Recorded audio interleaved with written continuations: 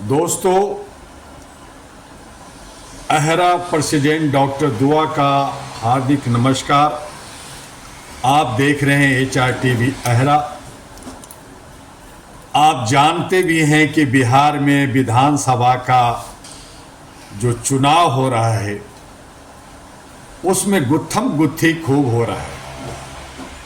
आपस में टकरा रहे हैं, परिवार टूटा, घर में झगड़ा, बाजार में झगड़ा, और अब तो जनता के बीच में लालू जी के परिवार का झगड़ा, भाई भाई में झगड़ा, वहीं एक दूसरे पे दोषारोपण अन्य पार्टियों में खूब चल रहा है, बढ़ चढ़ करके दोषारोपण। तो जन स्वराज के उम्मीदवार जो मोकामा से हैं उन्हें मारा जा रहा है गोली।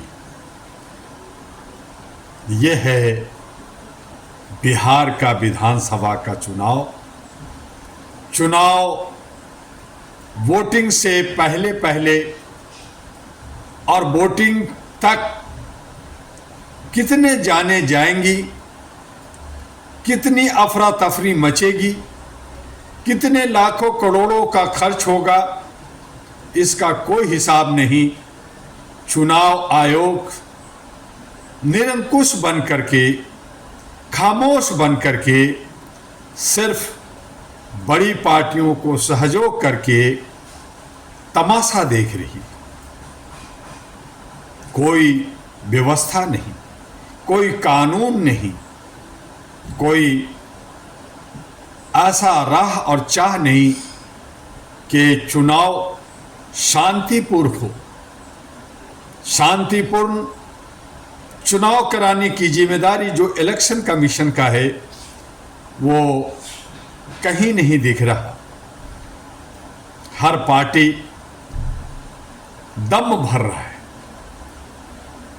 कोई जनता का गाढ़ी कमाई का टैक्स का पैसा प्रचार प्रसार में, VIP कल्चर में, बड़े बड़े नेता अलग अलग राज्यों के संवैधानिक पद पे बैठे सारे मुख्यमंत्री घूम रहे हैं। प्रोटोकॉल देना लाजिमी बनता है, प्रोटोकॉल मिलना भी चाहिए, लेकिन वो सिर्फ चुनाव के लिए, जनता को दिग्भ्रमित करने के लिए, ये कहाँ का उचित है। अपना सारा चोगा उतार कर, अपना पदों से इस्तीफा देकर, जैसे आम जनता, आम छोटी मोटी पार्टियां, इंडिपेंडेंट कैंडिडेट अपने बूते पे प्रचार कर रही है, उस तरह से सभी पार्टियों को, चाहे वो राष्ट्रीय हो, चाहे वो क्षेत्रीय हो, चाहे वो पारिवारिक हो, सबको समानता का अधिकार मिलनी चाहिए।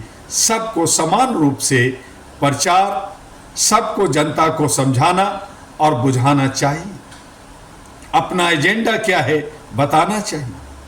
और तो और एजेंडा में जुमलाबाजी, एजेंडा में बढ़ चढ़ करके जो बातें हो रही है उस पे अंकुश लगना चाहिए। और अगर उनमें काम करने की अहम और दम है तो जो सत्ता पक्ष है वो भी 20 साल से ज़्यादा बिहार में शासन किया, 20 साल में क्या दिया। जो विपक्ष में हैं वो भी सत्ता में रहे हैं और उन्होंने भी अपने सत्ता काल में क्या दिया। सब लॉलीपॉप दे रहे हैं, सब जुमलाबाजी कर रहे हैं, सब झूठ बोल रहे हैं, सब ठग रहे हैं, और इनके लिए एक ही इलाज है कि जो ये कह रहे हैं, पार्टी वर्सेस जनता।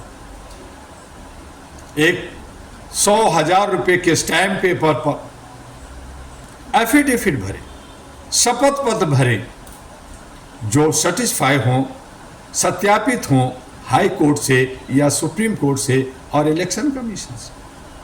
और उसमें ये लिखा हो कि हम जो कुछ भी हम लोग कह रहे हैं वो सत्य है।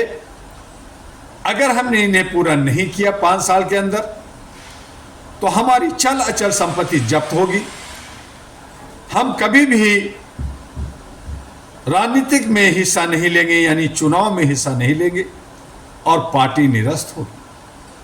अगर ऐसा कोई पार्टी, चाहे वो इंडिया गठबंधन का हो, चाहे एनडीए गठबंधन का हो, चाहे अन्य कोई भी पार्टी हो, अगर ये करती है तो मैं मानूंगा कि वो सत्य की राह पे है और वो सचमुच में सेवक के रूप में, सेवादार के रूप में, चौकीदार के रूप में राज्य का विकास करेगा, राष्ट्र का विकास करेगा। और ऐसे लोगों को पूरी भारत की जनता सैल्यूट करेगी, उसे एक बेहतर सेवक, सेवादार समझेगी। लेकिन झूठ पे झूठ, जो जितना ज़्यादा झूठ बोल सकता है वो उतना बड़ा नेता बन रहा है, वो उतना बड़ा दम भर रहा है, वो उतना बड़ा अपने आप को कह रहा है मैं ही शासन करूंगा, मैं ही राज करूंगा। 1%, 2%, 3% जो अल्पसंख्यक हैं, जिनकी संख्या ही कम है, वो कह रहे हैं मैं मुख्यमंत्री बनूंगा, मैं सरकार चलाऊंगा। और जो 38% हैं, जो 85% हैं, जो 18% हैं, जो 52% हैं, वो दरी बिछा रहे हैं, वो पत्तल चाट रहे हैं, वो इधर उधर ताक रहे हैं कि मेरी क्या औकात है, मेरी क्या पूछ है, मैं कहाँ हूँ। और फिर चुनाव हो जाता है, फिर जातीय जनगणना, भागीदारी, हिस्सेदारी, आर्थिक आज़ादी, पूर्ण आज़ादी,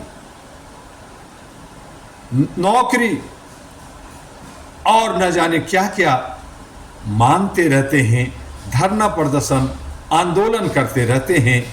वक्त पे जब चोट नहीं करोगे, लोहा गर्म है और अगर चोट नहीं करोगे तो फिर औजार बनेगा कैसे। ठंडा लोहे पे आप चोट करोगे तो खुद आप घायल हो जाओगे। अगर सोने का आभूषण बनाना है, चांदी का आभूषण बनाना है, लोहे का बनाना है, तांबा और कांसा का बनाना है, तो उसे गर्म करना होता है, उसे पीटना होता है और फिर उसको एक शक्ल, एक रूप देना होता है। चाहे वो शीशे का भी क्यों ना हो, उसे गलाना होता है और तब आप जो चाहते हैं वो होता है। वक्त पे अगर आप ये आवाज नहीं उठाते तो कहीं न कहीं आप और हम दोषी हैं, कहीं न कहीं आप और हम मुफ्त खोरी में शामिल हैं, कहीं आप और हम भटके हुए हैं। इसे कहते हैं मानसिक गुलामी, इसे कहते हैं पिंजड़े में बंद, थोड़ा खुल गए तो आवाज दिया और नहीं तो कैद में तो रहना ही है। बिहार का चुनाव बहुत कुछ कहता है, बिहार का चुनाव बहुत कुछ बताता है। बिहार का चुनाव पूरे भारत को एक दशा दिशा देने जा रहा है। इसके बाद बंगाल का चुनाव, इसके बाद आसाम, केरला, तमिलनाडु का चुनाव निर्धारित करेगा कि जनता किस तरफ जाए और कैसे लोगों को चुने। और इसी तरह से उत्तर प्रदेश और अन्य राज्यों का, चाहे वो नगर निगम का हो, चाहे वो एमएलए का हो, चाहे फिर आएगा सांसद एमपी का, ये सब चुनाव का दौर चलता है, परीक्षा चलता है, व्यवस्था बदलने की आवाज होती है। ये जो व्यवस्था में खामियां हैं उसको बदलने के लिए ही पार्टियां बदली जाती है, नेता को हराया जाता है। लेकिन वही सारे लोग दल बदलू कर करके एक पार्टी से दूसरी पार्टी में घुस कर करके सत्ता का भोग भोगते हैं। ये सारे कॉरपोरेट पार्टियां ये सारे दल बदलू पार्टियां और कैंडिडेट को हराना चाहिए। जो पारिवारिक पार्टियां हैं जो कहती है कि मेरा परिवार राजनीति का है, यही मेरा धंधा है, यही मेरा कर्म है और मैं यहाँ से कहाँ जाऊँ। ये सब लुटेरे, ये सब समूह बना कर करके कभी तुम कभी हम, ये बंटवारा कर करके ये जो राजनीति कर रहे हैं, इन्हें हमें भगाना होगा और एक नया विकल्प, एक नया समीकरण तैयार कर करके भारत के युवाओं युवतियों के हाथ में ये जो नौकर सेवक सेवादार चौकीदार का जो काम है, जो ड्यूटी है, उसे पूरा सही सलामत हो सके और जो नौकरशाह अपने को लाट साहब, अपने को ऑफिसर, अपने को सरकार का बड़ा दबंग हीरो समझते हैं, उनको भी औकात दिखानी होगी, बतानी होगी कि तुम जनता के टैक्स का सैलरी लेते हो और सैलरी इसलिए लेते हो कि तुम्हें काम करना होता है, तुम्हें बतौलाबाजी, मीटिंग, ईटिंग, सीटिंग नहीं करना है। आज 3M पर मनी माफिया और मीडिया के जोड़ पर जो लोग सत्ता के पीछे भाग रहे हैं, उन सब को हमें सबक सिखाना होगा और उसके लिए आता है चुनाव का पर्व। ये लोकतंत्र का खूबसूरत सा पर्व है। ये हमारे भविष्य निर्धारित करता है, हमारी रोटी कपड़ा मकान, हमारे युवाओं और युवतियों के भविष्य, इन तमाम चीज़ों का निर्धारण करता है यह लोकतंत्र का पर्व। इसे सब लोग हिस्सा लें, इसमें सब लोग भाग लें, इसमें सब लोग अपने तमाम काम छोड़कर बढ़ चढ़कर 100% मत दें और संविधान को, जो हमारा संवैधानिक अधिकार है, उसका भी प्रयोग करते हुए जहाँ कहीं भी आपकी आवाज़ दबा दी जाती है, जहाँ कुचल देती है, जहाँ उत्पीड़न और शोषण होता है, उसके लिए raise your voice on human rights, मानवता के लिए आवाज़ उठाइए, आइए। उसके लिए आपका एक ही प्लेटफॉर्म है, भारत के पहला प्लेटफॉर्म जो पूरे भारत के अंदर लाखों करोड़ों लोगों के साथ चल रहा है,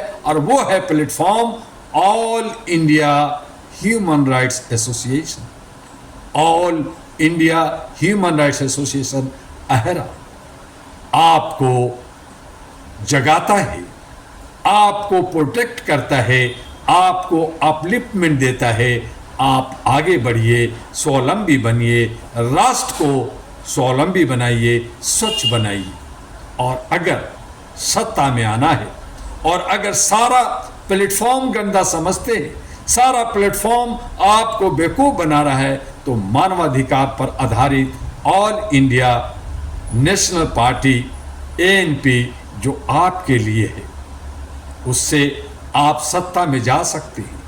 बहुत सारे पार्टियां छोटी छोटी हैं, लेकिन उनके ऑब्जेक्ट, उनके उद्देश्य बहुत ही क्लियर है, जो राष्ट्रहित में है।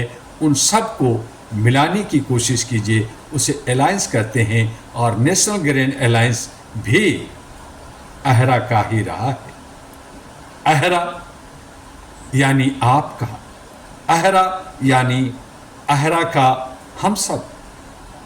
मानव चैन बनाइए, ह्यूमैनिटी, मानवता, इंसानियत को बचाइए।